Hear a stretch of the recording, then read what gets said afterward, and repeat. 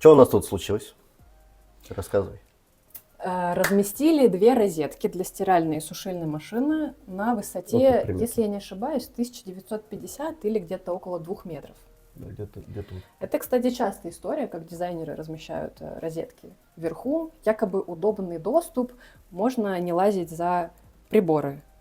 Но когда приехали сами приборы, выяснилось, что провод у стиралки коротковат и не дотягивается до розетки. Что вы делали? Мы меняли полностью провод от стиральной машинки. Что это за собой влечет? Теоретически мы внедряемся в стиральную машинку, и автоматически слетает гарантия. Вот. И кто в этом случае как бы виноват, непонятно. Но тут мы с заказчиком обсудили, он сказал ок. То есть изначально была идея, что может мы и перенести можем, потому что за шкафом не видно. В общем, подкрасим, даже если там как-то плохо ляжет покраска, ничего страшного.